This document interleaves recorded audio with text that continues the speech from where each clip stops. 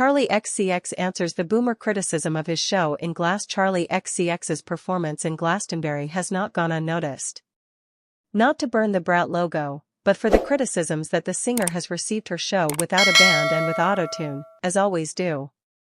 The British has taken it well, enjoying the boomer vibe of these comments, he said in X.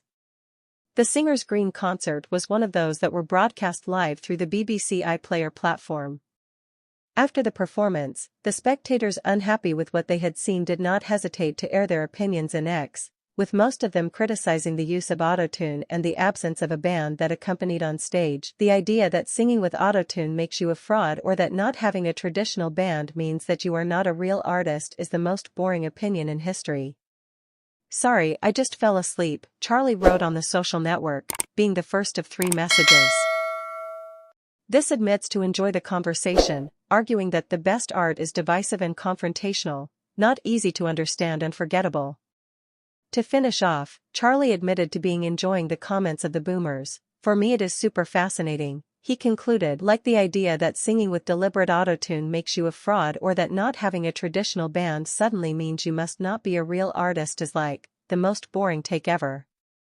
Yawn sorry just fell asleep. Charli XCX is embracing the discourse the Apple singer posted about her performance during the UK Music Festival after fans criticized her for singing with autotune on Saturday, June 28. At the other stage at Glastonbury, Charli XCX says she enjoys the discourse following divided response to her latest festival performance.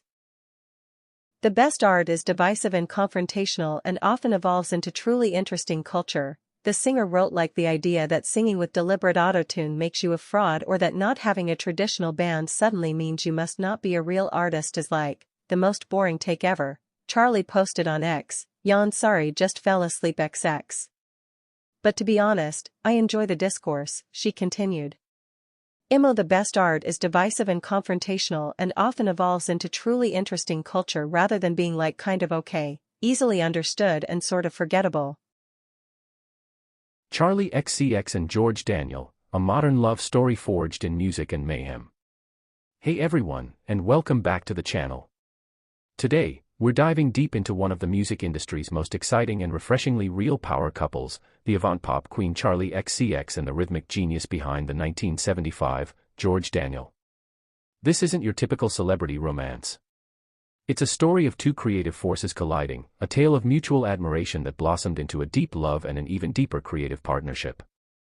It's a relationship that feels both aspirational and incredibly down-to-earth, a perfect blend of high-fashion aesthetics and goofy, meme-worthy moments.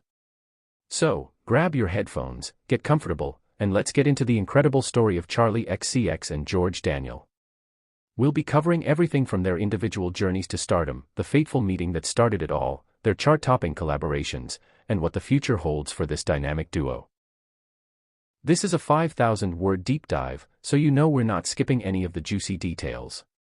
To truly understand this power couple, we first need to appreciate its individual components. And let's be honest, Charli XCX is a force of nature. Born Charlotte Acheson in Cambridge, England, Charli's path to pop stardom was anything but conventional.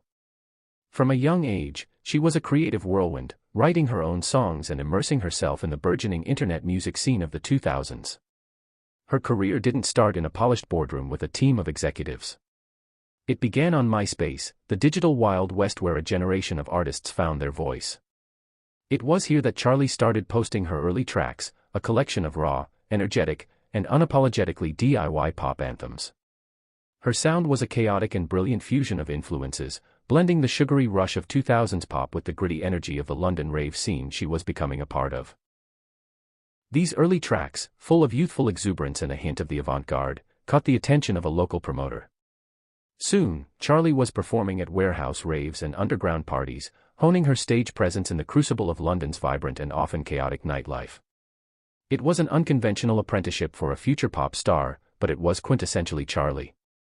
Her big break, however, came from a collaboration that would ricochet around the globe. In 2012, Charli co-wrote and featured on Icona Pop's I Love It. The track was a sonic explosion, a bratty, infectious, and utterly undeniable hit that catapulted her into the global spotlight.